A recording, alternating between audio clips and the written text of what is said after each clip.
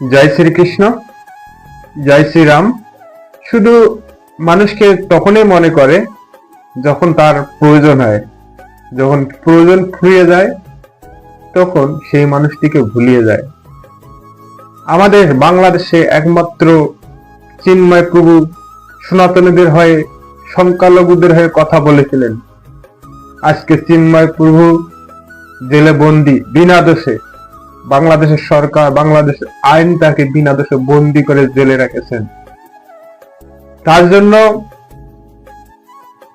চিন্ময় প্রভু শুধু জেলে বন্দী না, বাংলাদেশের সংখ্যালঘু সনাতনীরা সকলকে জেলে বন্দী করে রেখেছেন। কাদের জন্য চিন্ময় প্রভু জেলে বন্দী হয়েছে? আমাদের সনাতনীদের জন্য। সনাতনীদের জন্য দুইটা কথা বলার জন্য। আজকে সত্য কথা বললে জেলে বন্দী হতে হয়, মিথ্যা কথা বললে, খারাপ কথা বলে জেলের বাইরে থেকে রাজনীতি করে সুন্দরভাবে চলতে পারে। এই হলো বর্তমান বাংলাদেশের পরিস্থিতি। তো সকলেই চিন্ময় প্রভুর জন্য আশীর্বাদ করবেন এবং পরমেশ্বর ভগবান শ্রীকৃষ্ণের কাছে প্রার্থনা করবেন যাতে আমাদের চিন্ময় প্রভু আগের মতো আমরা ফিরিয়ে পাই।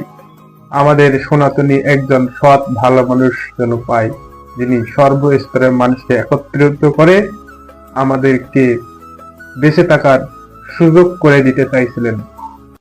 আর ৮ দফা দাবি বাংলাদেশ সরকার মানবে না, কারণ আমরা সনাতনী, আমরা হিন্দু, তারা মেনে নেবে না।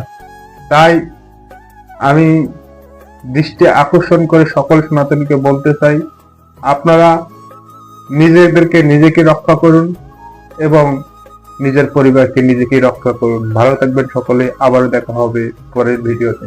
জয় শ্রীরাম।